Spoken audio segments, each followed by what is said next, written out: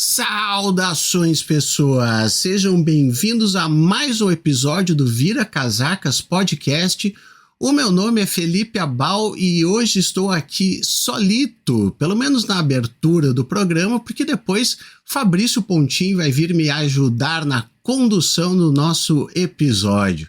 Gabriel Divan está de férias, como vocês bem sabem, está pegando sol em algum lugar do mundo, então cabe a mim só fazer esta pequena introdução porque o episódio ficou legal demais, confia em mim. Eu gostaria só de mandar alguns salves então aqui de início, gente. Eu tenho aqui notado um salve para Eloá, que é nossa ouvinte já há anos e pediu um salve lá no YouTube. Além disso, eu também queria mandar salve para um outro pessoal lá do YouTube que também comentou, deixou likezinho lá e tal. Então hoje vou dar uma mãozinha aqui para eles, vou dar uma atenção especial para esse pessoal.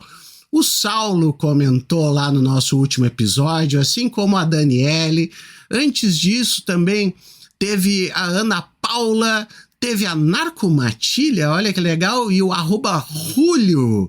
Pessoal, muito obrigado por esses comentários lá no YouTube, obrigado por curtir lá também. Vocês sabem que a gente tá então no YouTube, a gente tá no Twitter, a gente tá no Céu Azul.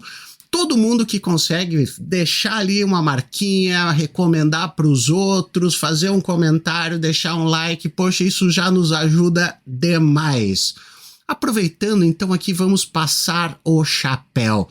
Lembre, né, galera, se vocês puderem, se tiver como, contribua com o Vira Casacas, a gente depende muito desse apoio de vocês para manter o projeto funcionando, porque a gente tem gastos, a gente tem o pessoal que trabalha conosco, tem tudo isso, enfim, vocês já sabem de tudo. Então, se sobrar ali um pouquinho, uma margenzinha no cartão de crédito, entra lá no apoia.se/viracasacas ou faça o cadastro lá na orelo.cc. A partir de R$5 por mês você já contribui com a gente. Se puder mais, mais sempre melhor. Mas se não, não precisa, né? Não adianta pegar ali e botar um valor maior em um mês e depois no outro já ter que cancelar. Bota ali no cartão aquilo que você sabe que não vai fazer muita diferença e esse apoio ajuda demais a gente. Você fica como nosso apoiador, vai poder se orgulhar de dizer isso para as pessoas e também vai ter umas vantagenzinhas, né? Como são os nossos sorteios mensais. A gente sempre escolhe alguma coisa legal. Normalmente é livro, né? Mas a gente escolhe alguma coisa que a gente gosta, que a gente sabe que vocês vão curtir, que é muito interessante e daí você concorre também a essas coisas. Então, galera, acho que é isso aí. Pontinho tá chegando aqui para me ajudar e o papo com o Pedro tá demais, uma verdadeira aula a respeito de eleições no Reino Unido. Não só dessa última, viu? Se você tem alguma dúvida sobre como que aquilo lá funciona, o Pedro vem aí para tirar qualquer uma. Vamos pro episódio. Fabrício Pontin. Felipe Abal. O que achou, Fabrício? Saiu do banco de reservas para assumir aqui a camisa 9 do Vira Casacas.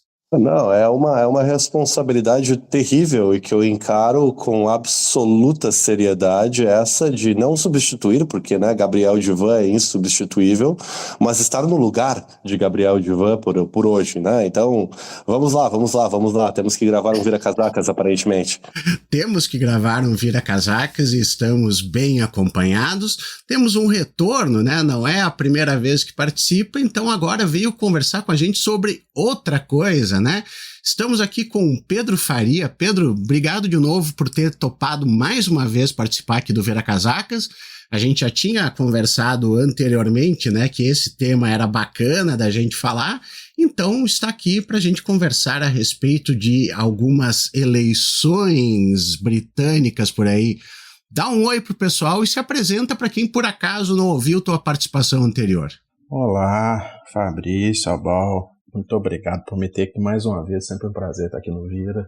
Sou ouvinte e fico feliz de ser participante também, entrevistado, e vou ter o prazer de compartilhar muito tempo que eu gastei com uma coisa que me fez muito mal para o fígado, né, que é não satisfeito com a política brasileira.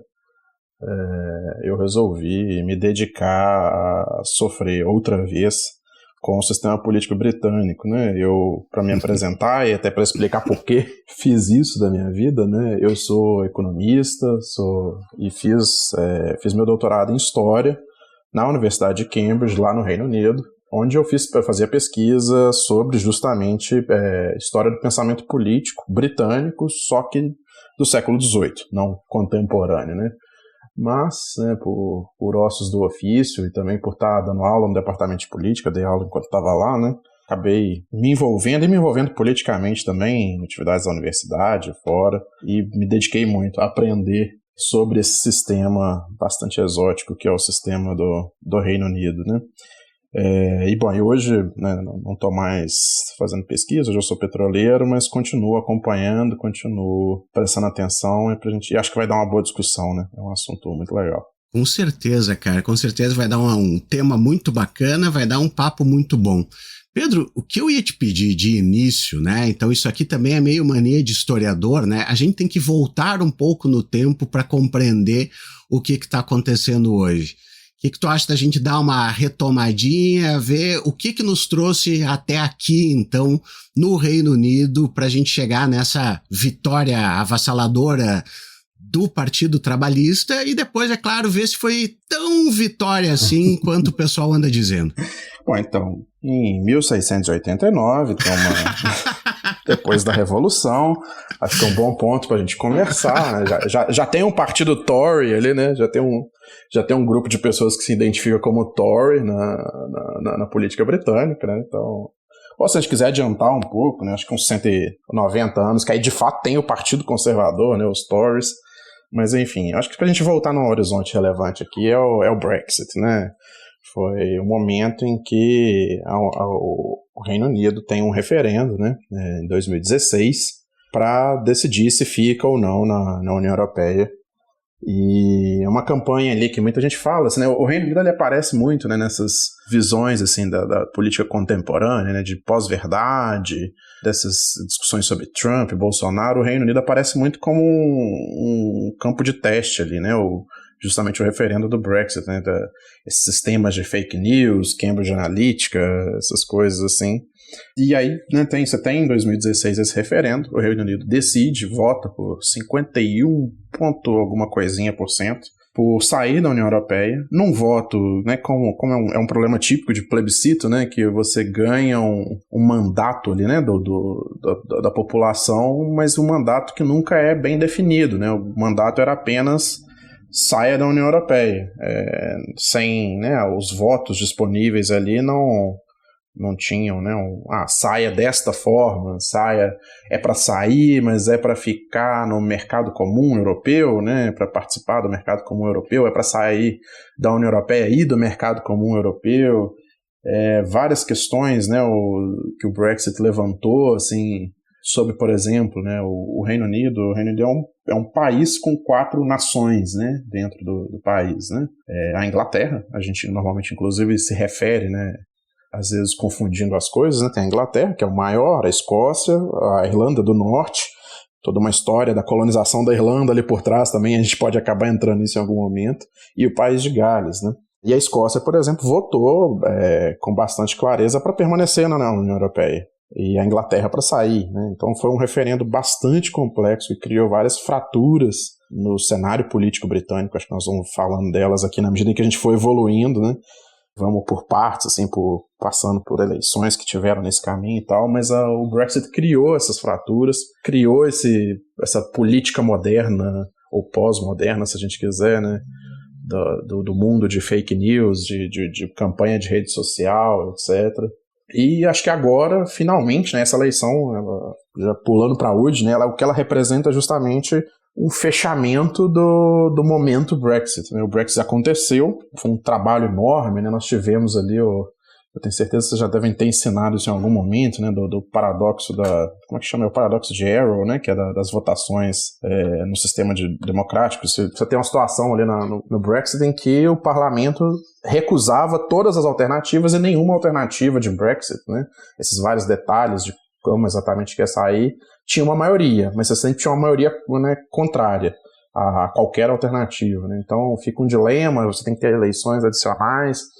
E aí o Reino Unido acaba conseguindo sair da União Europeia em 2020. Eu estava morando por lá nesse momento, né? De uma forma muito radical, né?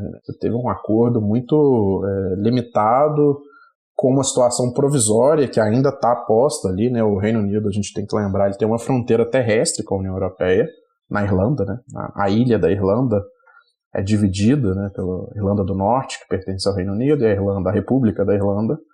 E é uma fronteira, quem conhece também, se a gente quiser... Por isso que eu comecei lá em 1688, né, 89. Porque a fronteira da Irlanda do Norte com a Irlanda, a questão, né, já teve todo um processo de independência da Irlanda, teve o IRA, enfim, terrorismo e por aí vai. Isso foi uma questão no Brexit, né, de voltar a ter uma fronteira terrestre que já foi super contenciosa.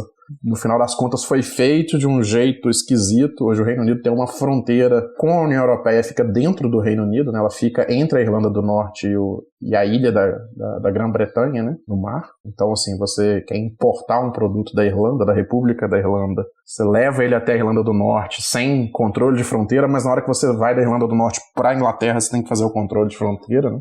Várias contradições do Brexit.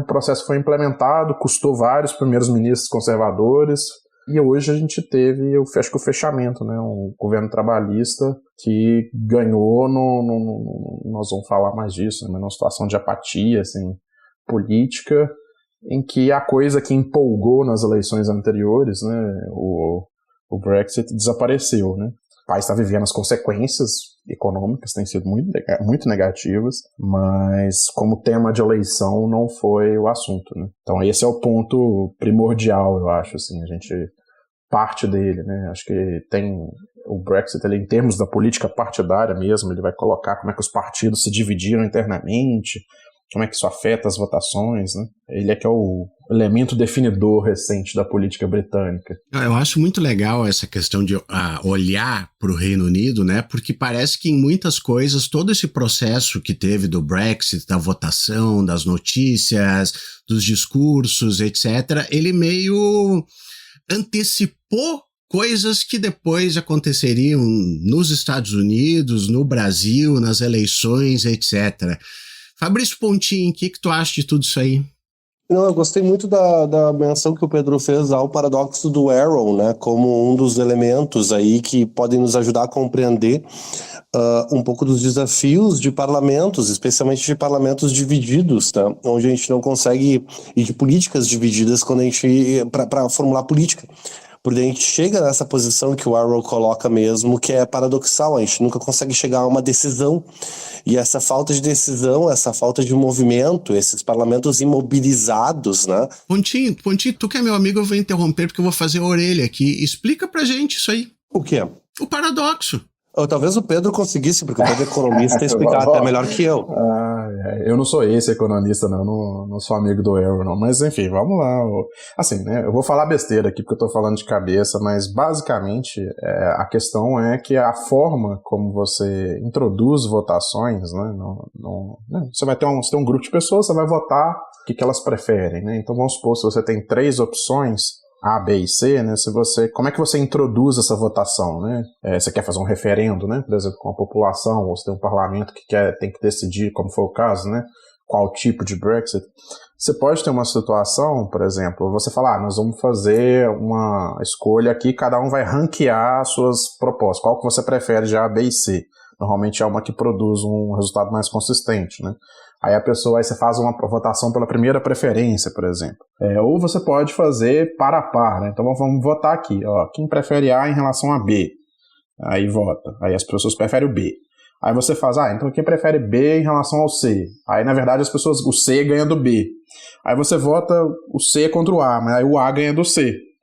Isso é uma questão de como você organiza votações, dependendo da forma como é organizada, né?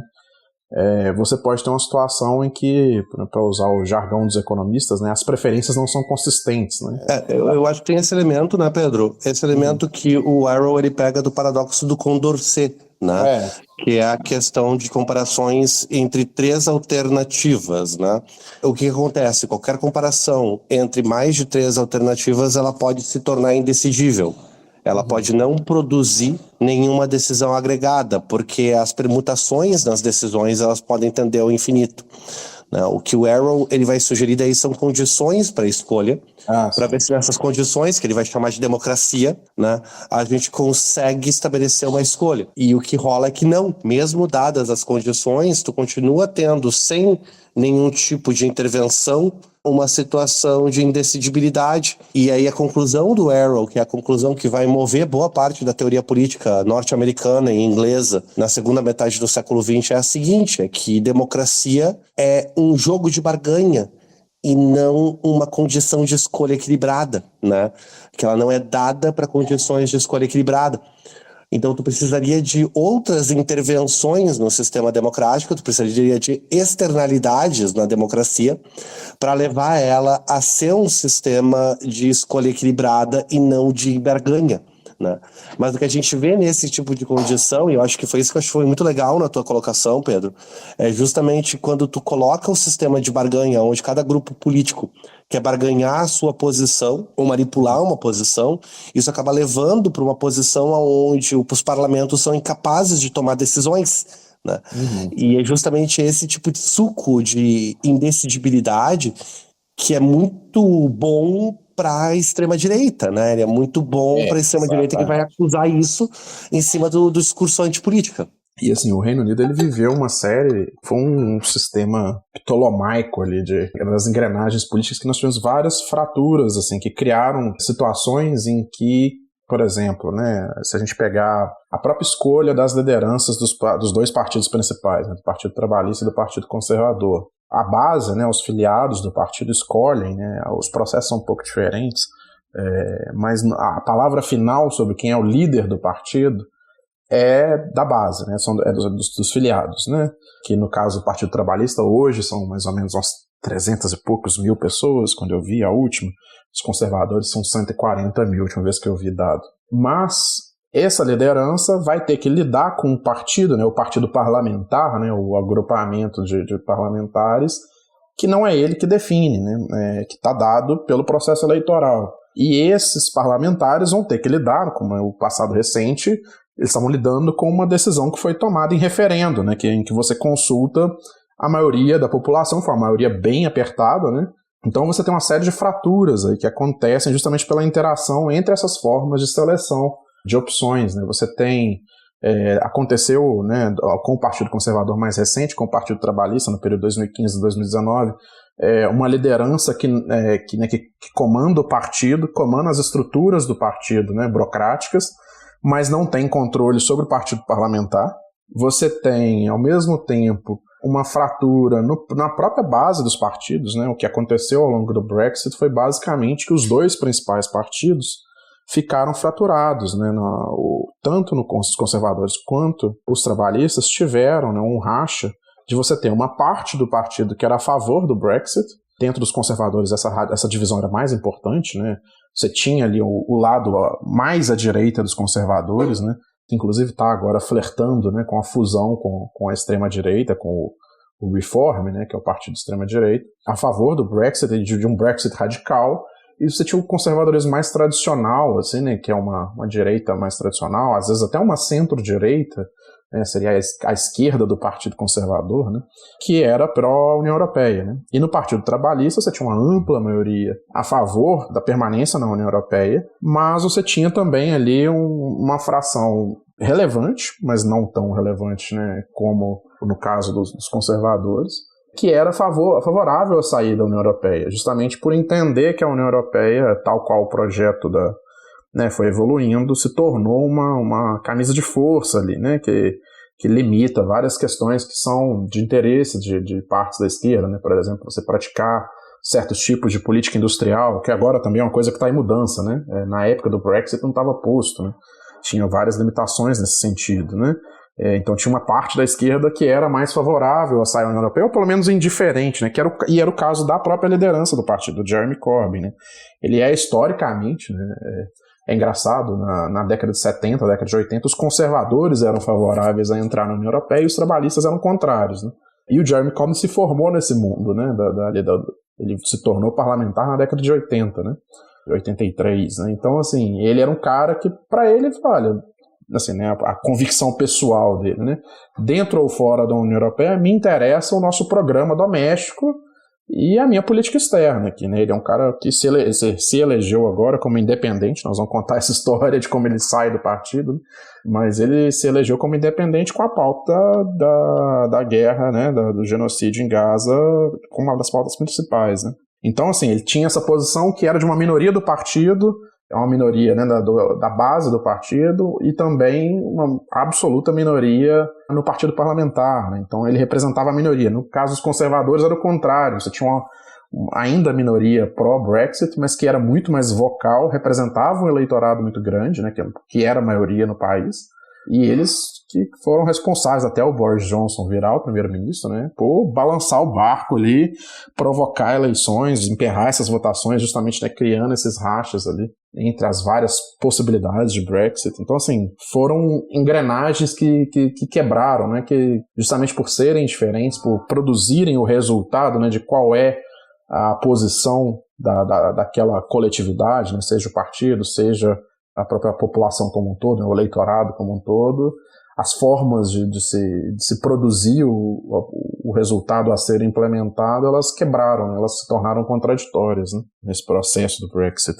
Mas, Pedro, até eu queria aproveitar aí, porque tu falando sobre todas as fases desse processo político do Brexit, né? Eu acho que para quem está nos ouvindo, uma coisa que é difícil de compreender, especialmente para quem vive, né? Para quem foi socializado dentro de regime presidencialista, é um pouco como esses regimes parlamentaristas funcionam, né? Tu falou, inclusive, da quebra dentro dos próprios grupos políticos, né? Que eu acho que é uma coisa que a gente não está tão acostumado a ver, e também dessa confusão. Porque, por exemplo, o Brexit, e tu me corrige se eu estiver errado, mas ele coincide um pouco com a própria... Ele vem junto, né? Primeiro tem uma eleição europeia, ou ele era preparatório para a eleição europeia que o David Cameron queria capitanear? Eu não me lembro muito bem que tem essa questão das eleições da União Europeia, né? Que estava vinculada ao pedido da votação do Brexit pelo Cameron, e daí tem uma outra questão que entra em contato com isso, que são as eleições parlamentares da Inglaterra. Tu podia explicar um pouquinho pra gente como é que funciona essa questão das eleições, como é que funciona o sistema na Inglaterra, como é que vem essa relação, né, das eleições? Agora não tem mais, né, porque eles saíram da União Europeia, mas como é que tem essa relação também com a formação do Parlamento Europeu, principalmente pro Brexit? Vamos lá. Então, o Reino Unido, ele tem, né, primeiro, o sistema do próprio Reino Unido, né? O Reino Unido, ele tem uma votação que é distrital, né, só que é o distrital majoritário, em que você tem, né, uma pessoa eleita por distrito, né? O nosso sistema aqui de votação para deputado, ele também é distrital, o distrito é o estado, né? Mas ele não é majoritário, né? Não é uma lista fechada que ganha, por exemplo. Lá você tem vários distritos, eles mais ou menos dão 70 mil, 80 mil pessoas por distrito, eleitores, né? E aí você elege, são 650 deputados para o parlamento britânico. Normalmente você tem ali alguns parlamentares que são eleitos na Irlanda do Norte, representando o partido separatista, né, que não assumem, mas enfim, você tem a eleição dos deputados e o sistema de governo funciona. O partido que obtém a maioria, né, ou que obtém o maior número de assentos, o rei vai indicar o líder desse partido no parlamento, né, na Câmara dos Comuns, para formar um governo. E quase sempre acontece, pode não acontecer, mas acontece normalmente de um partido, justamente por ter esse sistema distrital majoritário. Esse sistema ele favorece, né, você ter um sistema, você ter uma estrutura partidária basicamente bipartidária, né? Que no caso do Reino Unido, ao longo desde a década de 1920, mais ou menos, é uma disputa entre conservadores e trabalhistas. No século XIX até o começo do século XX foram liberais e conservadores, né? Então você acaba tendo um partido que tem uma maioria, porque esse sistema produz, né, um bipartidarismo. O rei indica o líder desse partido que teve mais assentos para formar um governo. Ocasionalmente ele pode ter que formar um governo de coalizão, né? Foi o caso justamente lá em 2010, né? Os conservadores fizeram um governo de coalizão com os liberais democratas, que são o terceiro maior partido, que são um partido 100% a favor, né, da permanência na União Europeia, sempre foram, continuam sendo, né? E aí você tem uma eleição, aí você tem a eleição para o Parlamento Europeu, que tem um funcionamento diferente, não é esse tipo de voto, né, de você eleger um deputado por distrito. Ela tem um sistema de listas regionais ali. Eu te confesso que eu nem sei como é que é mais, né, porque não existe mais também, né, o sistema lá de quantos deputados por região e tal. Mas você elege deputados e é por um sistema diferente que dá mais espaço para outros partidos, né, justamente por não ser um sistema majoritário. Você ter mais de uma pessoa eleita por distrito, ele dá mais espaço para, inclusive, um voto de protesto, né? E também tem também a percepção, né, e aí não é só no Reino Unido, em outros países da União Europeia também, a gente viu isso na França, né, agora, de as pessoas não tratarem o Parlamento Europeu como uma eleição tão séria, assim, tão relevante. A taxa de participação, né, nas eleições europeias sempre é menor, e as pessoas parecem, assim, os eleitores parecem ter essa inclinação de tratar, até porque o sistema recompensa, né, o sistema de votação recompensa o seu voto mais autêntico, né, em vez de você votar contra o partido principal que você não gosta, né, então você é mais de esquerda, às vezes você queria votar no Partido Verde, né, que é o outro partido de esquerda no Reino Unido. Mas na eleição nacional você não vai fazer isso, porque se você fizer isso, você acaba elegendo o conservador do seu distrito, porque você divide o voto de esquerda. Na eleição europeia não acontece isso, então as pessoas votavam, e você tem um crescimento da extrema-direita muito grande, justamente nas eleições europeias, né, por causa dessa combinação de um sistema de votação diferente e da ideia de que o Parlamento Europeu tem certas limitações, né, de ele não poder propor legislação, ele só poder votar. Então tem uma percepção de que ele é menos relevante, né, de que a política europeia de verdade ela se dá ali entre os chefes de Estado, né? Então você tem essa situação, em 2014 tem uma eleição europeia que você tem uma votação significativa, né, na época o UKIP, que era o partido de extrema-direita da época, né? E o primeiro-ministro, o David Cameron, resolve, né, ele sabendo justamente que o partido dele estava sofrendo um risco muito grande de, vindo uma eleição, ele ter que enfrentar o grande problema, que é o que explica a eleição desse ano agora também, né, de ver o lado dele, né, as pessoas de direita, se dividindo entre o Partido Conservador e o Partido de Extrema-Direita. Ele resolve falar, vamos matar essa questão do Brexit de uma vez fazendo o referendo, né? E até não só para não ter essa competição com o partido externo, mas também internamente, né? O David Cameron, ele é um cara da ala menos extrema do Partido Conservador, né? Ele é um Tory tradicional, né? Que eles chamam de One Nation, né? Seria unionista ou nacionalista, né? Que é a pessoa que vem de uma tradição do Partido Conservador que tem um certo tom ali modernizador. É uma coisa bem que no Brasil, assim, você veria um Eduardo Leite, assim, né, se ele não flertasse quase todo dia com o fascismo, né, é o que ele acha que ele é, né, que é esse conservador que moderniza, que é pró-mercado, que no contexto ali da política nacionalista britânica é a favor de manter os países, né, as nações que compõem o Reino Unido juntas, né. Então ele lança esse referendo justamente para tentar consolidar o controle dele sobre o campo da direita, né, onde o Partido Conservador é a força majoritária, para evitar a fragmentação. E o referendo deu errado, né? Ele, ao invés de matar essa divisão que estava nascendo ali, ele deu espaço para ela se tornar o tema central da política britânica nos anos seguintes, né? E aí ele renuncia. Você tem o referendo em 2016, né? Ele renuncia logo em seguida, vem a Theresa May, que é outra representante dessa ala do Partido Conservador, né? Mais a centro-direita ali, ou uma direita mais tradicional, né? Que também ela se vê obrigada, né, a implementar um Brexit que ela não era favorável, né? Ela era uma pessoa ali do campo que preferiria não estar fazendo nada daquilo, né? E ela os conservadores estão numa situação que eles estão com a maioria pequena, né, no parlamento, e justamente essa fração dos conservadores pró-Brexit, né, eles começam a causar problema, né. E aí a Theresa May tem a brilhante ideia, que o Macron teve agora também, né, de chamar uma eleição para tentar melhorar a sua situação no parlamento, e tentar, né, consolidar uma maioria para que ela pudesse implementar o Brexit do sabor que ela queria, né?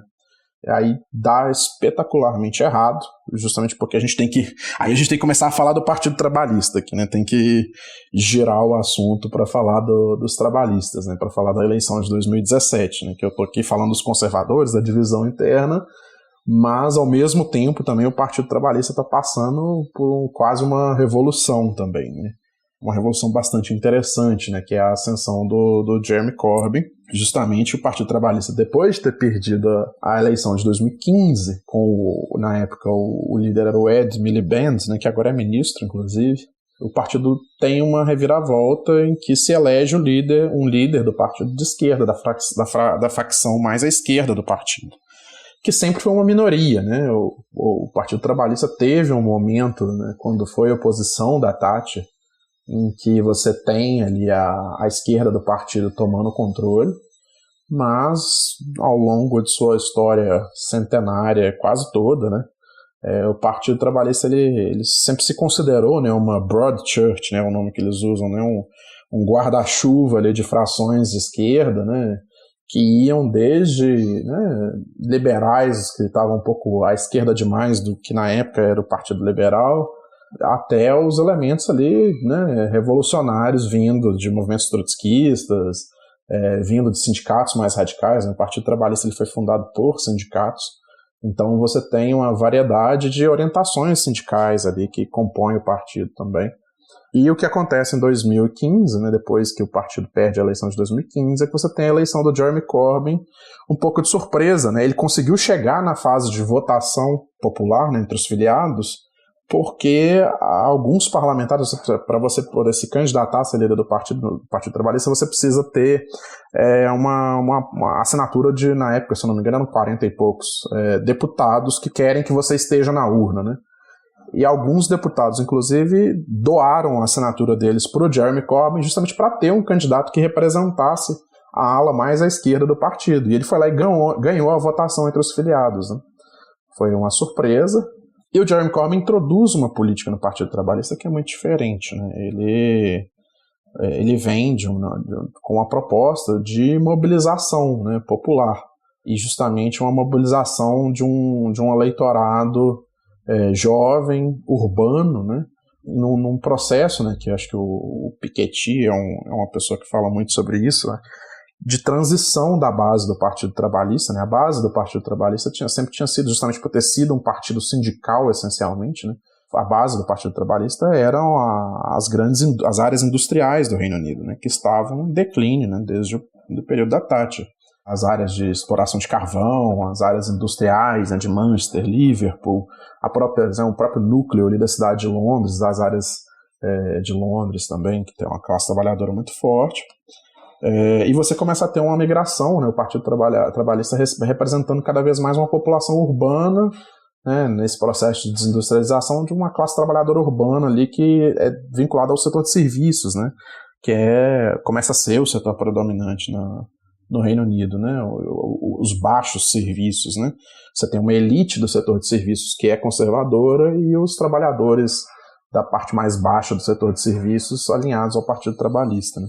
E o Jeremy Corbyn entra representando essas pessoas, né, e atrai essas pessoas para o partido. Uma proposta muito diferente, né, porque o Partido Trabalhista virou um partido, passou por um processo, né, clássico de partidos social-democratas, né, que aconteceu muito com o Tony Blair, né, de você ter uma desmobilização aos poucos, o partido foi perdendo filiados e dependendo cada vez mais de máquinas eleitorais profissionais, né, ao invés das máquinas sindicais e da mobilização ali voluntária dos filiados, né, e o Jeremy Corbyn reverte esse processo.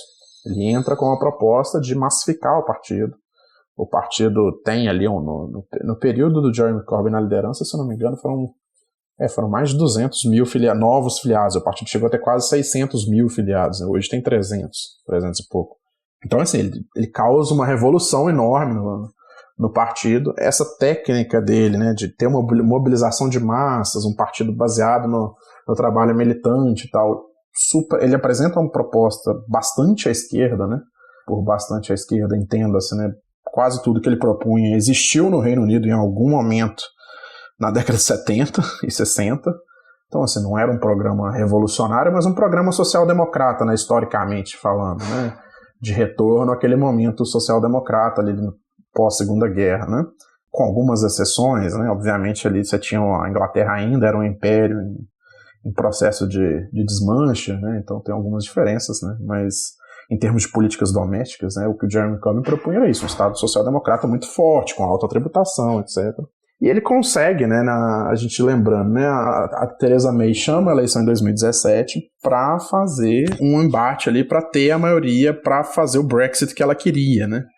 E o Jeremy Corbyn consegue transformar a eleição numa eleição de pauta doméstica, né? Ele consegue, ali em 2017, ter a maior votação que o Partido Trabalhista teve desde a eleição que o Tony Blair ganhou, em 97.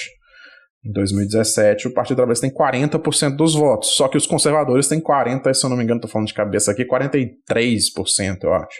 E o Partido Trabalhista, ele, né, dado o sistema eleitoral, ele acumulou muitos votos, nesse voto urbano, desses jovens urbanos, né, em lugares em que ele normalmente já elegia de qualquer forma, né, os deputados daqueles distritos. Então o cara, ao invés de ganhar com uma diferença de 2 mil votos, ele ganhou com uma diferença de 10 mil. Então isso não se traduziu, né, a maior votação de 20 anos, né, não se traduziu numa vitória eleitoral, né, ou nem se traduziu num parlamento sem maioria, né.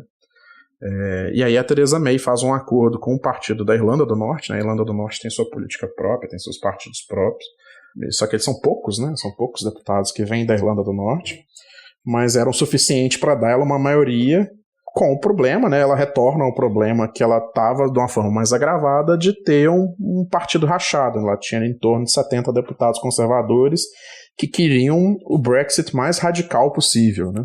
Então aí a gente tem esse resultado de 2017, com um parlamento sem uma maioria clara e principalmente, né, sem nenhuma maioria para nenhum tipo de Brexit, né, que aí você tem um dilema também, né, que é um outro dilema tradicional de democracias representativas. Os parlamentares, eles não são delegados, né? Essa é uma discussão muito interessante de política britânica, da época que eu, de fato, estudava na minha pesquisa, né? Você tem essa discussão de que o parlamentar, ele não é um delegado, né? Ele é um representante, né? Isso quer dizer, né, no contexto do debate político britânico, que o representante, ele pensa por si, né? O delegado, ele só entrega a votação que ele recebeu, né? E aí você tem a situação em que os representantes, né, os parlamentares, são contrários àquilo que os representados querem, né? E você não tem uma maioria ali para fazer o Brexit. Aí esse processo se prolonga, né? É uma situação assim bastante desgastante de votações e a Theresa May ter que ir até a União Europeia, fazer uma negociação, aí ela volta, o parlamento recusa, chegou a um ponto assim de o parlamento ter que votar, né, assim, os termos da carta que ela ia enviar para a União Europeia, né, porque é uma coisa que o parlamento normalmente ele vota no amplo, né. Ele não vota, você não fica votando, juntar 650 pessoas para redigir uma carta, né? Não é uma boa forma de governo, é muito eficiente, né? E aí a Theresa May, em algum momento, ela desiste, né? Ela não consegue aprovar nenhum Brexit e ela desiste, renuncia à liderança do partido, renuncia também ao cargo de primeira-ministra e vem o Boris Johnson.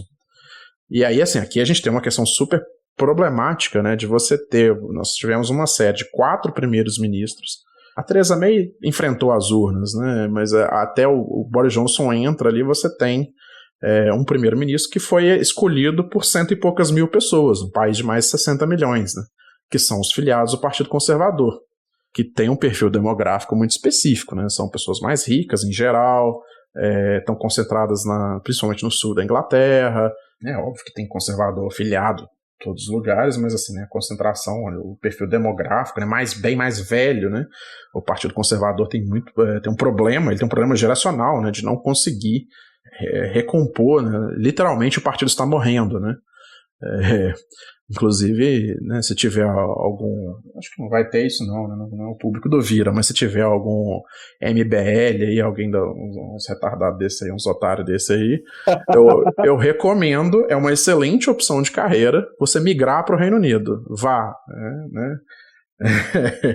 porque lá é uma ótima opção de carreira, você é um jovem conservador, é você ir para a universidade, aí você se filia lá ao clube conservador da sua universidade, causa alguma polêmica, fala alguma coisa racista, né? Não é complicado, eles têm um manual bem feitinho de como fazer isso. Entra naquela... Um manual de como ser racista. Tem um manual assim, de atuação conservadora, tem as pautas clássicas, né? Então você implica com linguagem neutra, né? Essas coisas que o pessoal importa para cá, né? Elas vêm de algum lugar, né? Você implica com linguagem neutra, com banheiro feminino, pessoas trans, você implica com liberdade de expressão, né? Acusa de ser uma restrição de liberdade de expressão, as pessoas tentarem te impedir de falar coisas racistas. Tem um playbook ali bem claro que vai você... Como são poucos jovens conservadores, é muito fácil se destacar como jovem conservador na universidade. Você vai ser selecionado para trabalhar num think tank conservador, tem vários, muito bem financiados. E dali é só você pegar um bom momento do Partido Conservador. Agora não está um momento mais propício, né? Mas assim, o Partido Conservador estando em alta, você tendo uma boa reputação ali nas entranhas do partido, eles vão te colocar em algum lugar, num assento ali que você pode, aposentou um outro deputado conservador, você toma um assento dele, vira parlamentar com 25 anos de idade e sua carreira tá feita, excelente carreira aí, ó. Inclusive, o pessoal do MBL, tiver alguém ouvindo, eles costumam gostar de estrangeiros, viu? O Partido Conservador lá, como outros, né, como o Chega em Portugal, eles adoram o imigrante xenofóbico, né? Não é à toa que a gente teve, né, o primeiro-ministro não branco, conservador, bilionário, né, mais rico que o rei. Então, assim, é uma excelente oportunidade de carreira aí para os jovens que se enquadram nesse perfil, né? Mas, enfim, né? O Partido Trabalhista teve um bom resultado em 2017, aí vem a eleição do Boris Johnson, né? O Boris Johnson, ele toma o lugar da Theresa May, ele é um cara completamente... O Boris Johnson não tem alma, né? Ele é um cara meio... Existe a história, né, de que no referendo do Brexit, ele era colunista na época de um jornal conservador. Ele escreveu uma coluna de opinião se declarando a favor do Brexit e uma contra, e esperou a coisa se definir ali na véspera do referendo para ver que lado que ele ia tomar, né? Mas ele se elege na liderança do Partido Conservador como um cara que vai implementar o Brexit mais radical sem acordo com a União Europeia, simplesmente vai sair. E aí, né, mais uma vez, o parlamento não tem maioria para isso, né? Então, e aí, inclusive, ele faz um movimento super contestado, né, ele não mandou fechar o parlamento, mas ele, não sei qual seria o termo para isso em português, porque não é prorrogar, eu acho que seria isso, ele prorrogou o parlamento, né, durante um período de 15 dias, que era justamente o período em que o governo britânico tinha que tinha que fechar um acordo com a União Europeia sobre o Brexit. E aí teve um movimento muito intenso. O Reino Unido tem hoje uma Suprema Corte, né? Assim, a gente não está entrando aqui na discussão sobre o sistema político britânico para além do parlamento, que é dá todo um negócio exótico com Câmara dos Lordes, com rei, e aí agora tem uma Suprema Corte, não tinha até os anos 90, né? E a Suprema Corte manda ele reabrir o parlamento. Ele cria uma situação super constrangedora, né? Porque ele está, obviamente, descumprindo algumas regulações, assim. E aí outra coisa, né? O Reino Unido é um país que não tem... Muita coisa não está codificada, né, não existe uma constituição, né, escrita, né? Os historiadores, né, politólogos que lidam com o sistema britânico, quando eles se falam a Constituição Britânica, né, eles estão se referindo ao conjunto de estatutos escritos, né, positivos, né, mas também, por exemplo, existe uma compilação de práticas parlamentares, quase que um livro... É um livro de práticas, né? Ele não é um regimento da Câmara dos Deputados igual tem aqui. É um funcionário, basicamente, do parlamento compilou, né, como as coisas funcionam. E esse livro é considerado ele tem uma carga, né, normativa, né, por mais que não, em nenhum lugar esteja especificado que ele é de fato o regimento da casa, né. E o Boris Johnson atentou deliberadamente contra várias práticas estabelecidas, né, do parlamento, nesse processo de tentar fechar ali, o parlamento por uns 15 dias para poder justamente impedir o parlamento de votar contra a proposta dele, né. E cria uma situação bastante até complicada, né? Porque, em tese, né, a monarquia britânica hoje, o rei não exerce, né, nenhum poder ali próprio, né? Ele, em tese, é só uma figura representativa, né? Tem um parênteses aqui, depois a gente pode conversar sobre isso, né? Que, na verdade, não é assim. Mas, normalmente, né, o primeiro-ministro fala, o rei faz. Só que o primeiro-ministro estava falando para o rei fazer uma coisa que todo mundo via, inclusive na época a própria rainha, estava errado. Só que ela, né, se ela decidisse recusar a decisão do primeiro-ministro, você criava uma situação em que a rainha de fato mandava no país, né? Que não é mais a prática, né? Ainda que nada impeça, né, ela de falar, não, essa lei eu não vou assinar. Ou essa prorrogação do parlamento eu me recuso a assinar.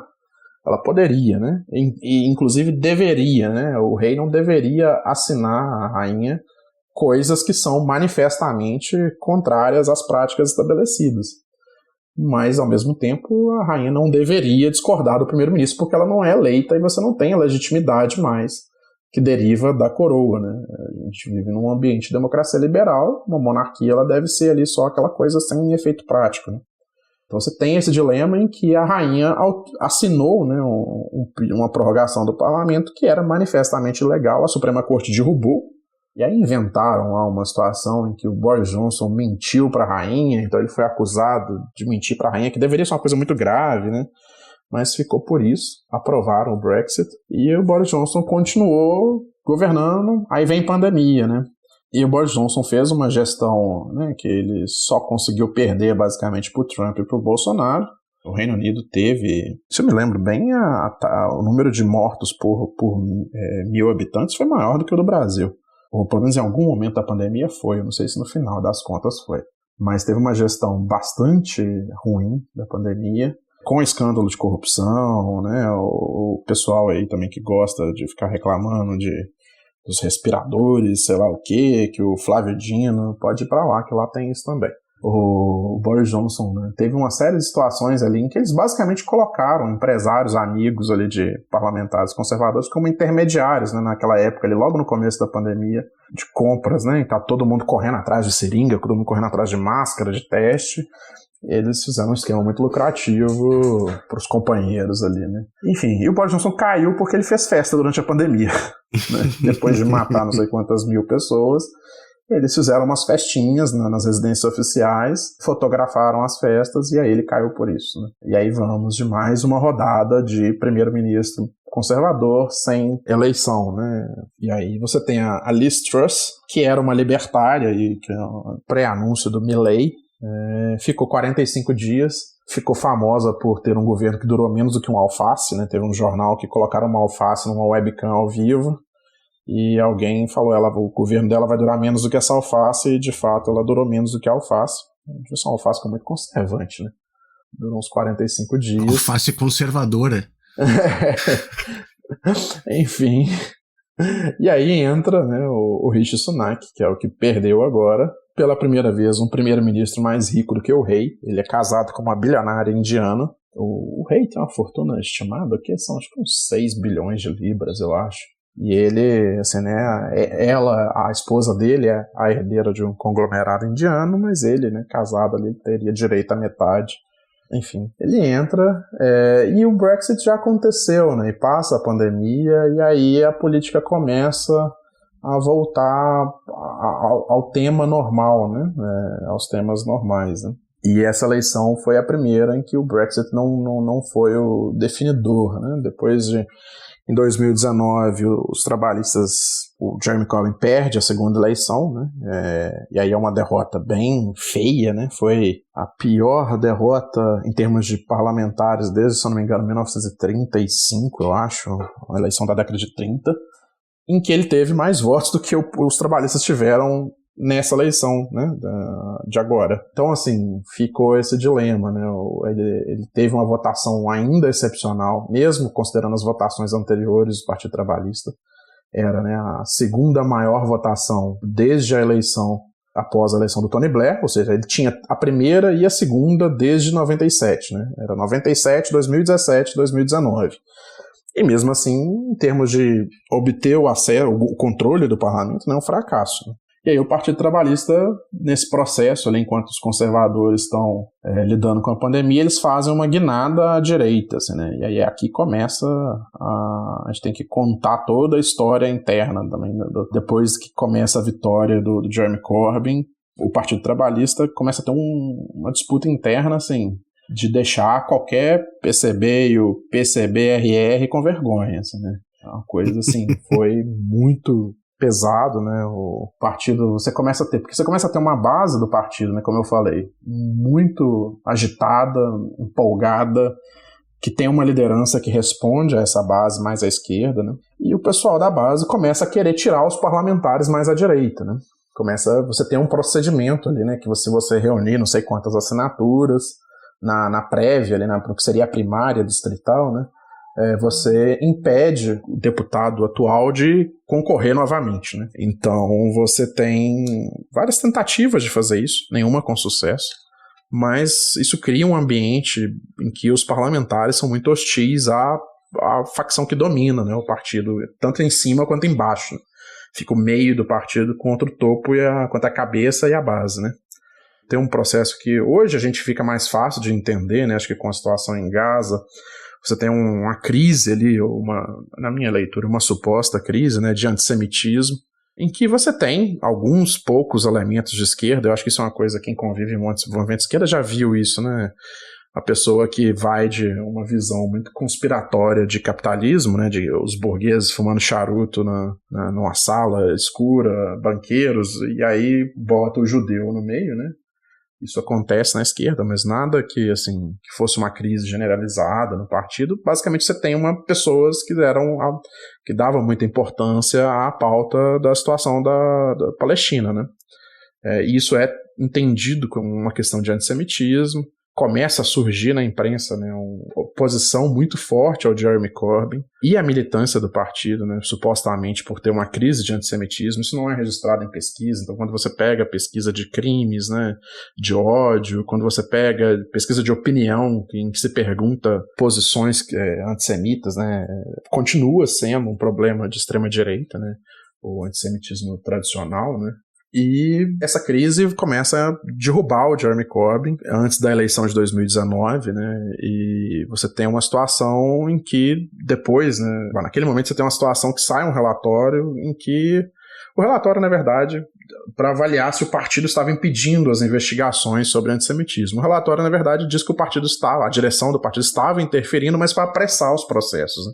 E aí essa situação é interpretada como se o Jeremy Corbyn estivesse oferecendo proteção, né, a elementos antissemitas, que não era o caso na minha leitura. E aí isso derruba muito ele tem uma cobertura de imprensa muito hostil, assim. A gente está acostumado com isso aqui, né? A gente está vendo agora, né? Como que você tem uma diferença de cobertura, de negatividade, de espaço que é concedido, inclusive em veículos mais à esquerda, né, como o Guardian. E isso começa a derrubar o Jeremy Corbyn. A própria liderança dele faz escolhas muito ruins, né, de não apagar o fogo, né? Então, assim, eles não tentam matar a questão. Não é isso, ponto e acabou. Eles ficam, vamos ver, realmente, muito ruim. Isso acaba derrubando, isso tem, acho que um papel muito grande na derrota da eleição, ele não conseguir firmar o pé, né? E tem também, né, aí depois que ele foi tirado da liderança, né, assim, tudo indica que pessoas ligadas a ele vazaram um relatório em que você tem evidências muito claras da burocracia do partido atuando contra a liderança, né? Então, de novo, né, o meio do partido atuando contra a cabeça e a base, né? Desviando recurso de lugares que tinham parlamentares mais à esquerda para distritos com parlamentares mais alinhados com a fração à direita do partido, mesmo sendo distritos que, né, não eram muito concorridos. Enfim, né, o Partido Trabalhista passa por um processo de desestabilização interna e depois da derrota de 2019, tem uma eleição, elege um cara que se apresentou como uma figura conciliatória e ele fez, né, o Keir Starmer, que é o primeiro-ministro hoje, vamos chegando no presente, né? Ele fez uma limpa no Partido Trabalhista, assim, sem precedentes, né? Ele expulsou o próprio Jeremy Corbyn, né, do partido, expulsou vários outros deputados do partido, fizeram um expurgo muito grande de filiados do partido, de pessoas da burocracia do partido, muitas vezes em bases muito contestadas, assim, O processo agora da seleção de candidatos da eleição atual foi muito contestado, porque o partido normalmente ele faz uma lista, né, ele faz um processo ali de avaliação de quem se apresenta para ser candidato, né? E eles estavam cortando qualquer pessoa que aparecia mais à esquerda, mesmo que a pessoa às vezes fosse vou chamar de vereador, mas não é esse o nome, enfim, né, um councilor, né, um representante ali municipal, que tem experiência, conhece o local, aí eles não permitiam que a pessoa se candidatasse nas primárias, né, e mandavam, bem ao estilo, né, dos conservadores, né, um cara jovem que morava em Londres, trabalhava na estrutura do partido para ocupar aquele espaço, né. Então teve um processo de recomposição do partido ali muito grande de 2019 para cá, né, de 2020 para cá, né, em que o partido mudou de cara, né, que é o partido que ganhou agora, né. Então, assim, a gente chega na eleição desse ano com o Partido Trabalhista totalmente diferente, bem ao centro. O programa do Partido Trabalhista vai quase, em alguns pontos ele estava mais à direita do que os próprios conservadores. E o Partido Conservador vai chegar em 2024 completamente desgastado, com a única pauta que conseguiu unificar ali do ponto de vista eleitoral, né, porque apesar da divisão interna, na hora da eleição, os conservadores se unificavam como defensores do Brexit, né, porque eles entendiam que era isso que vendia para o eleitorado. E essa pauta foi embora, né, então o partido chegou dividido e a extrema-direita com muito espaço, né. Chegamos em 2024, né?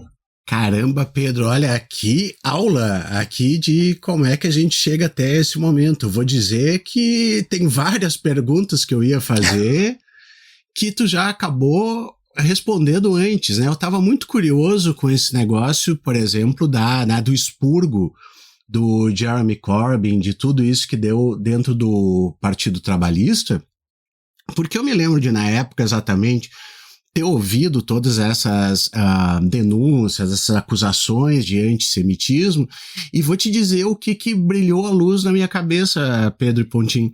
Foi quando eu vi aquele documentário da Al Jazeera, o The Lobby, né, que tem um no Reino Unido e tem um nos Estados Unidos. E quando eu vi ele, eu digo, cara, mas de repente não é bem assim que funciona, tem outra coisa acontecendo por trás.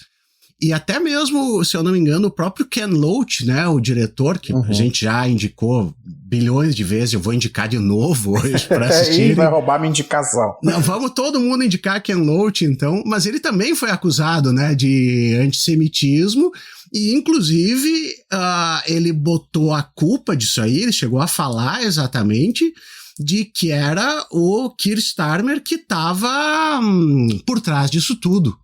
Né? Então, muito interessante te ouvir falar a respeito disso. Fabrício Pontin, pensamentos. Primeiro, queria agradecer demais o Pedro, porque foi realmente uma aula, e assim, foi quase exaustivo, Pedro. Eu fiquei muito, muito, muito curioso e foi muito interessante ouvir falar de todos esses detalhes dentro digamos assim, dessas convulsões, né? Porque tu teve primeira-ministra aí no meio que só serviu para matar a rainha, né? Que foi o caso da Paz. Foi interessantíssimo, né? Eu não falei disso, né? A rainha morreu nesse meio termo, né? No meio termo sim, e o único ato daquela primeira-ministra é justamente esse. Basicamente é conduzir o funeral da rainha. E o que eu queria também, na realidade, eu acho que pro pessoal que tá ouvindo, né, tem essa questão que é dos votos de confiança, dos votos de não confiança no parlamento, o que significa isso, né, como é que isso é articulado politicamente, porque o pessoal às vezes escuta esses termos, né, e eu não sei como é que tu vê essas questões, tu acha que, por exemplo, como é que vai ser pro Starmer agora, porque a princípio ele tá governando com uma maioria dos trabalhistas, mas os trabalhistas estão alinhados, como é que vai ser essa questão, como é que é o futuro desse governo? Assim, né, primeiro a questão dos votos de não confiança, né, o parlamento, o sistema parlamentarista em geral funciona, assim, né, com variações, claro.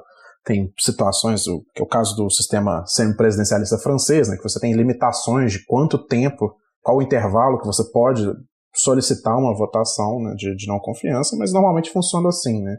Você derruba o governo formando uma maioria no parlamento contra aquele governo, né? O que é difícil de acontecer no sistema do Reino Unido, porque o governo em geral é de maioria, né?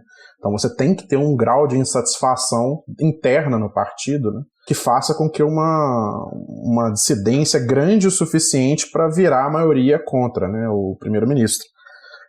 E no caso do Boris Johnson, por exemplo, ele tinha uma maioria de mais de 80 deputados, né? Ele tinha que fazer algo, né, para que 80 deputados conservadores decidissem que eles preferiam mudar de lado, né, ainda que não mudar assim ali formalmente, né, para o outro lado do banco, né, acho que quem já viu, o sistema parlamentar britânico é muito interessante para quem gosta dessas coisas, né, eu inclusive recomendo, né, assistir um debate para quem entende a língua inglesa, né, é muito legal ver um sistema assim que forma, ao contrário do nosso, né, que o parlamento tem outras funções, né, forma pessoas que são muito capacitadas ali na oratória, na capacidade de pegar um assunto, expor ele de uma forma convincente, né. O parlamento ele tem uma dinâmica ali em que você é vaiado no púlpito.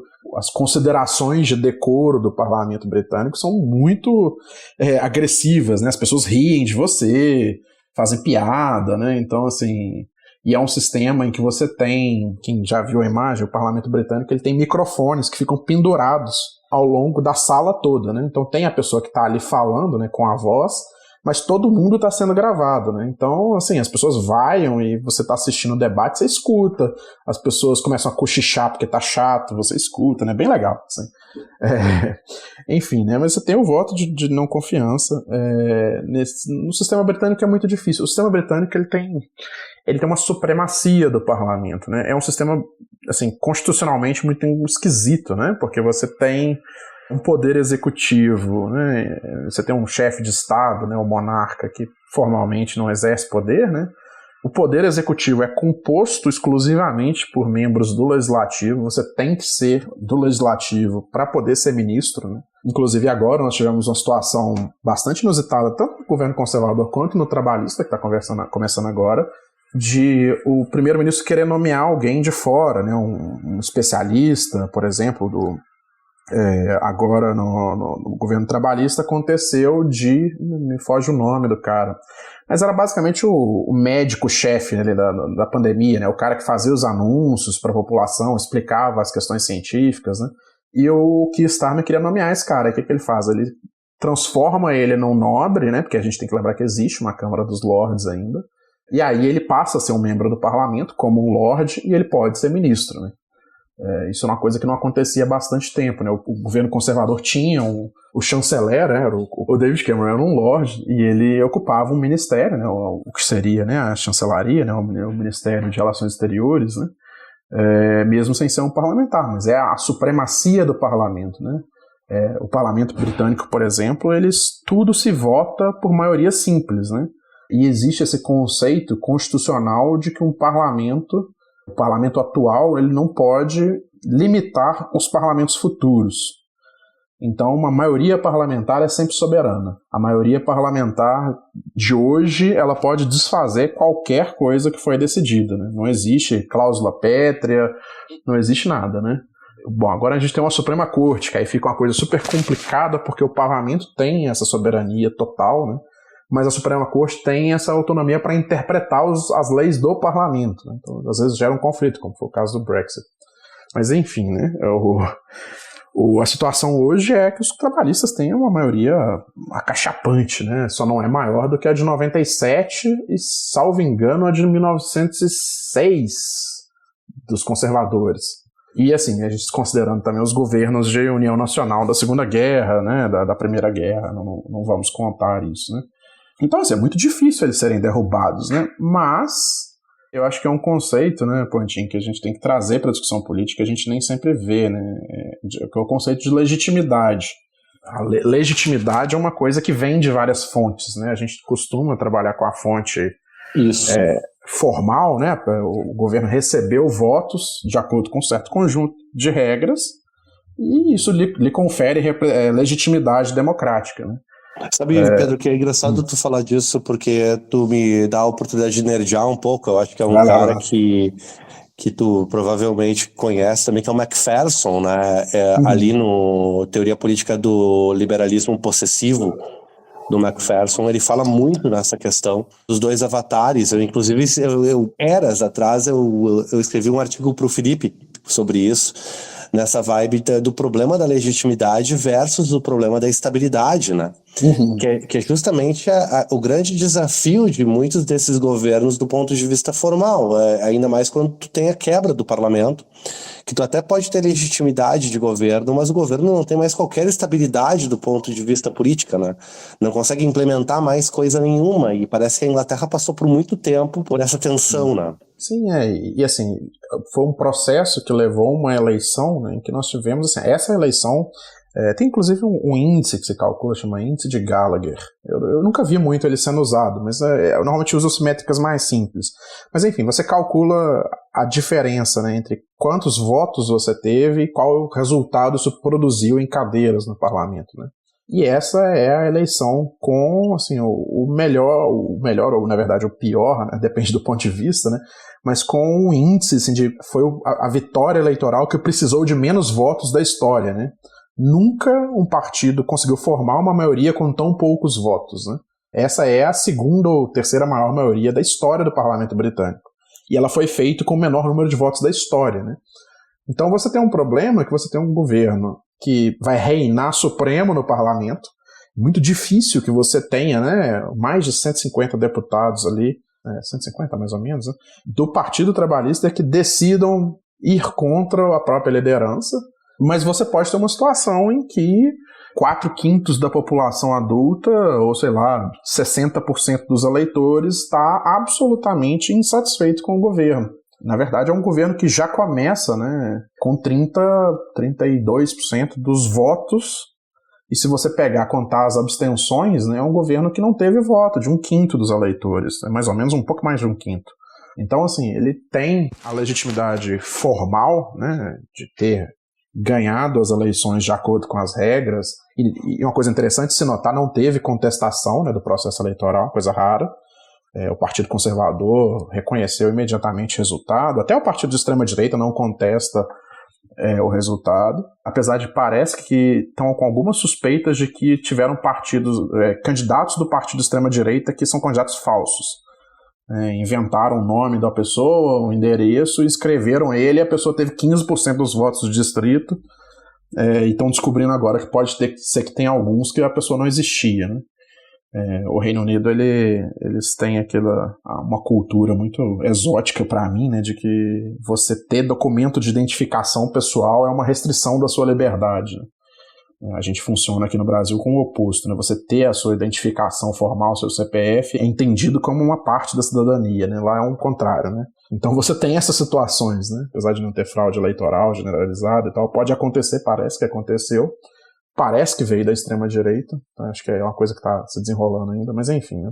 Você tem isso, a situação é essa, um governo que vai ter 5 anos de tranquilidade no parlamento, mas fora do parlamento pode ser que ele tenha problemas, né? E você tem um sistema parlamentar, né? O partido de extrema-direita teve 14% dos votos, só teve 4 assentos, né? 5, teve um que foi declarado depois. Então ele tem uma legitimidade fora do parlamento, né, de ser o representante, né, de uma parte significativa da população, que não se traduz em um direito de voz no parlamento, porque o parlamento britânico ele é organizado de uma maneira que o segundo maior partido, né, lidera a oposição, tem vários benefícios, né, ele tem direito a comandar a pauta do parlamento durante alguns dias do ano, ele tem direito a ter o líder da oposição faz parte do conselho do rei, né, então ele tem acesso a discussões sigilosas, né, do governo. E o partido de extrema-direita, apesar de ter sido o terceiro mais votado, ele foi o quarto maior partido, junto com o Partido Verde, né? Ele teve um deputado a mais que o Partido Verde, né? Então, assim, você tem um contexto, né, do próximo governo que está começando agora, em que a crise da democracia liberal continua, né?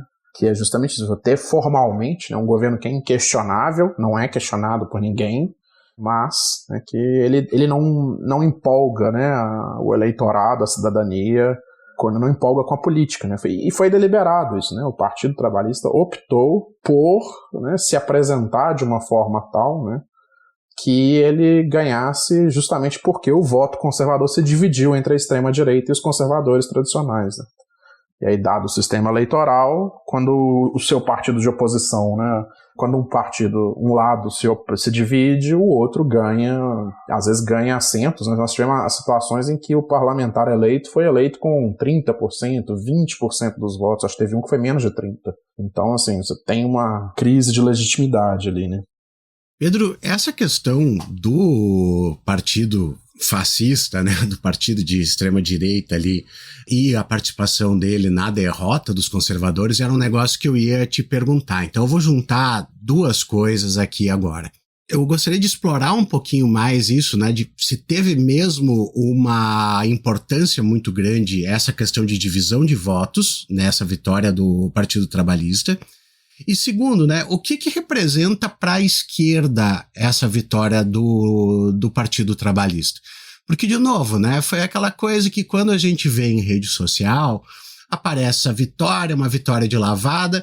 Uma questão também que a gente pode conversar é dessa estratégia, que foi uma estratégia feita bem rapidamente, né? Porque o pessoal pega e comemora como se fosse aquele negócio, nossa, é a grande salvação, agora a esquerda voltou e coisa, mas não é bem assim pelo que tu fala, né? Foi aberto mão de muita coisa. Por exemplo, onde é que a gente fica na questão da Palestina, onde é que a gente fica numa aproximação com a Europa e até mesmo, assim, o Pontinho pode me corrigir se estiver errado, mas uma provável vitória de Donald Trump. Como é que vai ficar a aproximação agora de Reino Unido e Estados Unidos? Eu acho assim, o Partido Trabalhista, como eu disse, foi eleito com um programa que em alguns momentos da campanha, eu acho que o manifesto formal não, que eu me lembro, mas na campanha tiveram alguns momentos em que o Keir Starmer se apresentou à direita do Rishi Sunak, né? Então, assim, ele foi para a eleição com a intenção de disputar um eleitorado mais à direita e conseguiu, né? O que aconteceu foi isso, assim, o Partido Trabalhista ganhou muitos assentos na Escócia, onde o Partido Nacionalista Escocês está passando por um momento de crise, e aí os trabalhistas, é um partido centro-esquerda, o Partido Nacionalista Escocês, então os trabalhistas meio que entraram ali como a segunda preferência. Na Inglaterra, né, que é o grosso da população, né, e dos deputados, né, eu acho que a situação ficou a seguinte, né? Eu acho que um dado interessante para a gente olhar é quem ficou em segundo lugar, né, nos lugares que os trabalhistas ganharam. Porque isso te diz, né, o que aquele deputado vai pensar em fazer para ele poder manter a cadeira dele, né? Foram 96 cadeiras em que o segundo colocado foi do partido de extrema-direita. Então esse cara, né, que foi eleito nesse lugar aí, em que o segundo colocado foi de extrema-direita, e pior, né, muito provavelmente a soma do partido de extrema-direita com o conservador dá mais votos do que o cara teve. Então ele está olhando para uma situação que daqui 4 anos e meio, 5 anos, se tiver outra eleição, se o campo conservador se unificar em termos de uma extrema-direita ali, que é bastante plausível, né, uma posição mais extremada, esse cara corre o risco, o trabalhista que ganhou hoje, ele corre o risco de perder para um cara de extrema-direita. Então, ele tem que pensar o que ele vai fazer, né? Se ele vai puxar o governo dele para a direita, né? Para ter alguma pauta, né? O partido de extrema-direita foi eleito com uma pauta muito forte de imigração, né? Anti-imigração. É a pauta primordial de extrema-direita no Reino Unido, né? O Reino Unido recebe muitos, né, imigrantes que tentam atravessar o Canal da Mancha ali, de barco, enfiado em caminhão no túnel, né, que passa debaixo do mar. E a extrema-direita faz uma campanha como se essas pessoas, né, que estão fugindo de guerras ali, nas quais o próprio Reino Unido tem responsabilidade, né, desde da Líbia, Síria, agora Gaza. Então, você tem o Iraque também, né, o próprio Iraque. Essas pessoas estão fugindo e as pessoas querem botar a culpa da estagnação do país nelas, né? Que é um completo absurdo, né? Mas enfim.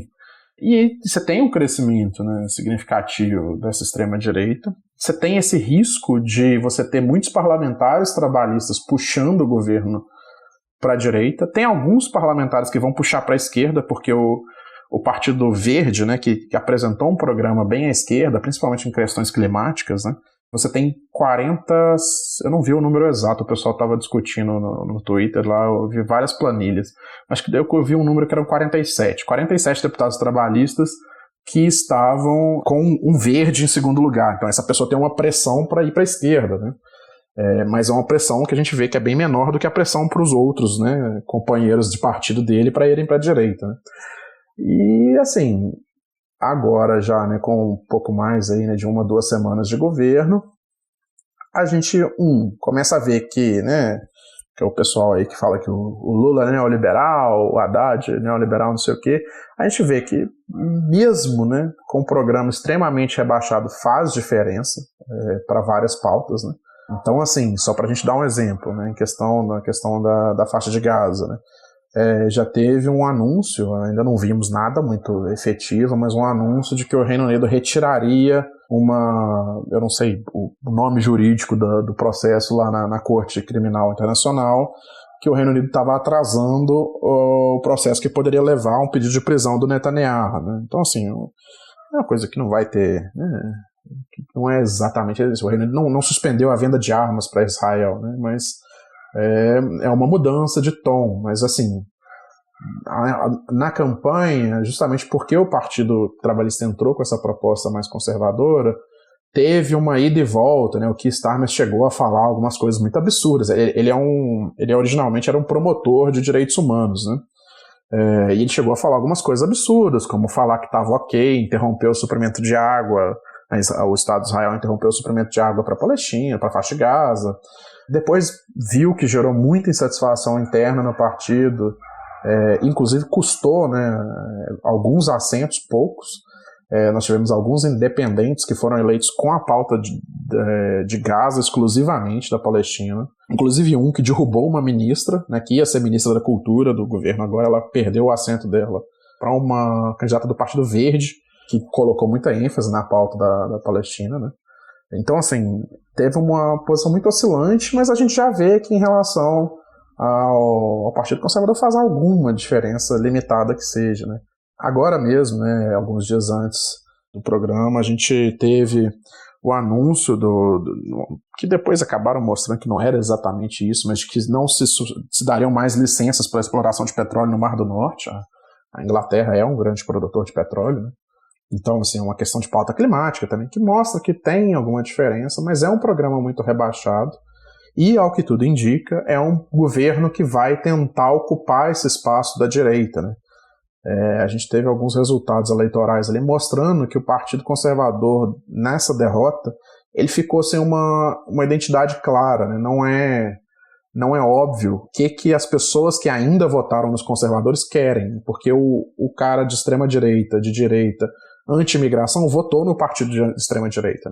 Então parece que o governo trabalhista vai continuar tentando ocupar esse meio campo ali para justamente impedir que o Partido Conservador se reconstitua, em que forma que seja, né? Seja numa forma de extrema-direita, seja numa forma, caso ele consiga, né, se recompor numa forma mais direita tradicional, porque esse governo trabalhista, para ele ter um segundo mandato, ele vai depender disso, né? Porque se a direita estiver unificada, ele perde. Então, assim, as perspectivas não são muito empolgantes, né?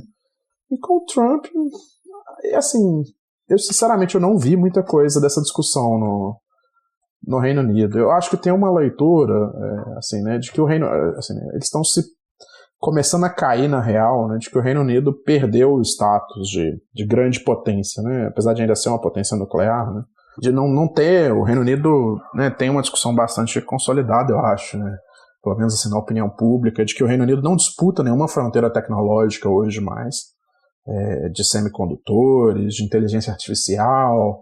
O Reino Unido está fora dessa disputa, não é mais uma potência militar independente, né? Então, assim, a perspectiva eu acho que é essa, de estar ali vinculado aos Estados Unidos. Assim, é uma coisa curiosa, né? Que o Trump ele entra como um cara que justamente quer que a OTAN se financie mais, né? E talvez tenha até uma boa recepção do Reino Unido em relação a isso, mesmo com o governo trabalhista, né? Porque seria uma forma de eles retomarem, estando fora da União Europeia, algum papel de mais protagonismo global, né? Mas eu acho uma questão muito incerta, eu vou ser muito franco, assim, eu não vi isso posto no debate, também acho que eu não consigo nem formular um prognóstico muito claro, assim. Acho que tá todo mundo meio que em suspenso, assim, né? Até para ver o que vai acontecer com o Joe Biden também, né? Ah, pois é. Senhor Fabrício Pontin, eu estou muito satisfeito. O que falta para o senhor? Eu estava pensando aqui, eu acho que o Pedro foi extremamente exaustivo, a discussão da minha parte, eu não consigo nem pensar muito, eu acho que essa coisa que tu traz no final, Pedro, da discussão com o próprio Biden, e está todo mundo também prendendo a respiração para o que vai acontecer nos Estados Unidos e como é que isso vai mudar a relação, porque por mais que tu traz, né, por mais que a Inglaterra tenha perdido prestígio internacional, segue sendo uma potência nuclear e segue sendo muito importante, né, dentro da OTAN, né? Então, até como uma das barreiras aí na OTAN. Então, tem uma outra questão aí que é interessante de o que vai acontecer com a OTAN diante de uma eleição do Trump e como é que a Inglaterra vai se posicionar com um novo governo, né? Com isso, porque não tem nenhum prognóstico que esse governo vai ser tão curto também, né? Ou existe essa possibilidade, Pedro? Olha, eu não consigo pensar, assim, a não ser que você tenha realmente um nível de, né, disrupção política externo ao parlamento que faça com que o governo, né, se torne impraticável do ponto de vista da opinião pública, né? Mas no parlamento não, acho que não existe essa possibilidade, né? A não ser que tenha algum escândalo, alguma coisa assim, né? Que descubram o Keir Starmer com a mão no pote ali mesmo, eu acho bem difícil, assim. Nesse caso, então, o Keir vai, de qualquer forma, ser quem vai receber o próximo presidente norte-americano enquanto primeiro-ministro, né? E isso vai ser interessante de acompanhar como é que vai ser esse processo. Mas assim, da minha parte, Pedro, eu adorei, foi sensacional te ouvir hoje. Foi excelente, vamos ter que parar por aqui para ir para as nossas dicas culturais. Antes disso, só então aqui solito fazer aquele lembrete, né? Que as dicas culturais, elas são um patrocínio do Artesão Pizzas Artesanais, o anúncio que mais me dá dor de fazer, porque, na verdade, eu não consigo consumir aqui em Passo Fundo, né? Aqui entre nós, na verdade, só Fabrício Pontin pode chegar, ligar lá pro artesão, pedir a sua pizza, pedir outras coisinhas lá e consumir em sua casa, acompanhado da Tati e do Gato Fedor. Que maravilha, Pontin! Inclusive, estamos com planos para o final de semana, incluindo os nossos amigos da Artesão. Olha ali que maravilha. E também a galera lá então da editora Funilaria, que sempre tem coisa muito legal para ler, tem muita coisa para refletir, para embasar as suas opiniões. Entra lá em editorafunilaria.com.br, dá uma olhadinha também no Instagram, Editora Funilaria, nossa parceiraça aqui que está conosco nesse momento das dicas culturais. Vou começar eu para dar um tempinho aí para vocês pensarem. Então, como eu não posso dar de dica os filmes do Ken Loach, eu vou falar de um outro cara que eu lembrei aqui enquanto a gente estava conversando, que é um autor chamado David Peace.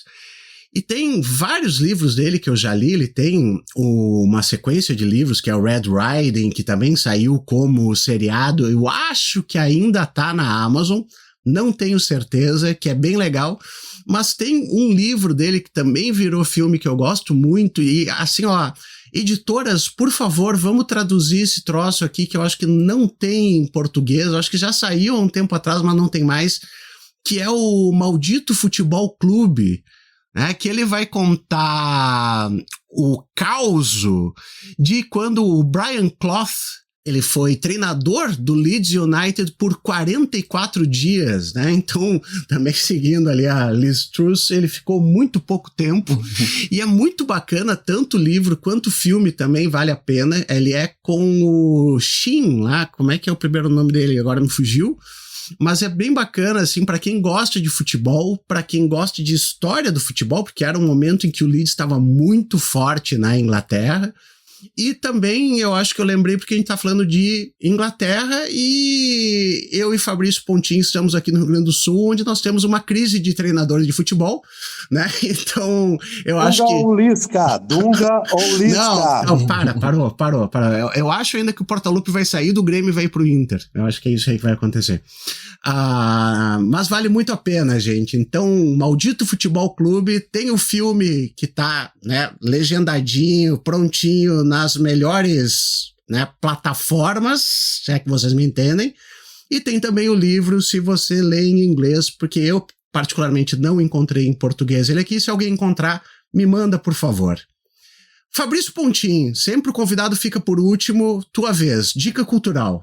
Minha dica cultural é um filme, na realidade, e claro, como todo filme tem seus problemas, mas que eu particularmente achei bem legal, daqui a pouco o Pedro pode me dizer que está totalmente errado, que é o filme do Brexit, que fizeram para HBO, com o Cumberbatch, né? Como é que diz o nome daquele magrão? Eu não vi ainda, você acredita? Cara, ele é bem legal, é com o Benedict Cumberbatch, é feito pelo Toby Haynes, ele é bem bom, é bem divertido. É um filme de 2018, então ele foi relativamente próximo à crise toda. E ele mostra bem todo o rolê da Cambridge Analytica, ele mostra muito bem toda a atuação dos articuladores do Brexit, né? Eu acho um bom filme sobre política, como os ingleses sabem fazer, assim. Então, para quem quiser ver um pouco de uma versão mais romanceada, de uma parte do processo que o Pedro nos contou hoje, fica a dica do filme. Muito bom, eu acho que é Coming Back. Não, eu ia fazer. Bom, eu não ia fazer essa piada, mas agora eu vou, tá? É legal, viu, Felipe? Porque o codinome do filme, né, a continuação, podia ser também nome de filme pornô, né? É Dentro ou Fora. Muito bom, Fabrício Pontin. Pedro Faria, qual é a tua dica aí pra galera? Cara, eu tava pensando, assim, eu sou péssimo de séries e filmes, então eu vou recomendar um livro e vou recomendar um texto também, que é um texto curto. Eu tô tentando ver se eu consigo até um acesso a ele aqui, porque ele tá com um paywall agora. Nem lembro como é que eu li ele, mas eu adoro esse texto.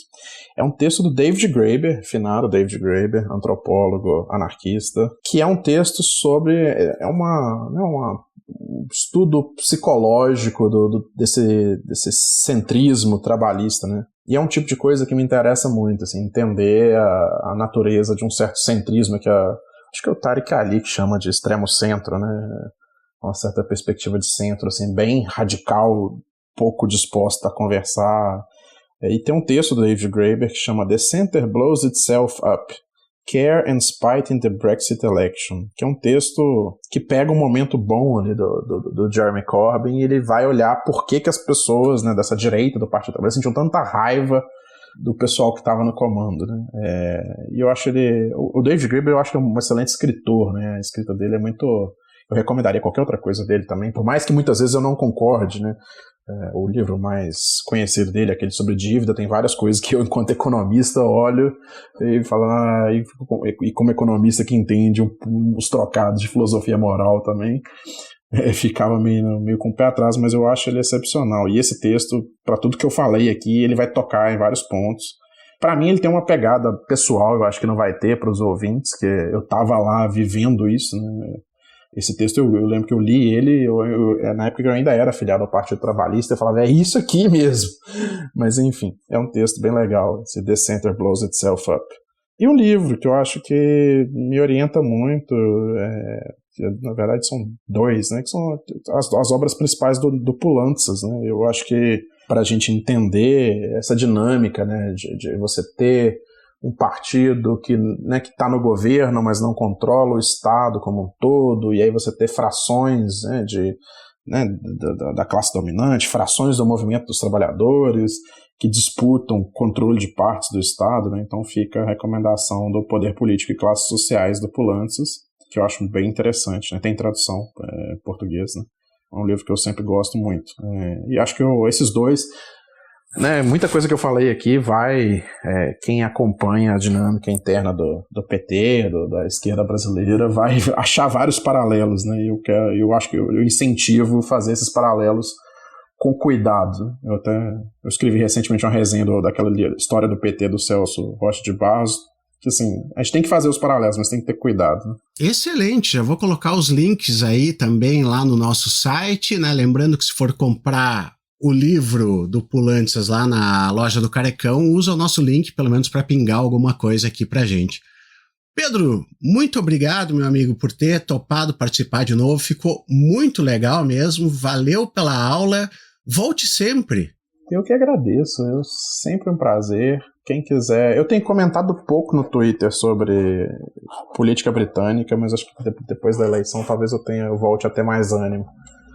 Até porque eu vi pessoas comentando sem muita qualidade e pessoas muito amigáveis ao governo que está agora. Mas enfim, vou voltar, me sigam lá no Twitter, né?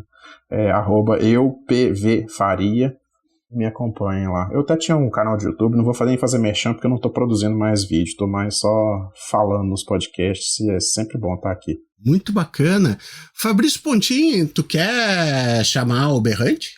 Não posso ter essa honra, me sentiria um pulha, não me tira pra Michel Temer, cara, não, nem pensar, mas agradecer também o Pedro, cara, foi demais, Pedro, muito obrigado aí. Valeu. Mas só o Felipe toca o berrante quando na ausência do Gabriel Gilvan, não, jamais faria isso. Então tá bom, gente. Então vamos chamar aqui o Berrante para espantar a boiada e dar um tchau para quem tá nos ouvindo. Tchau, galera.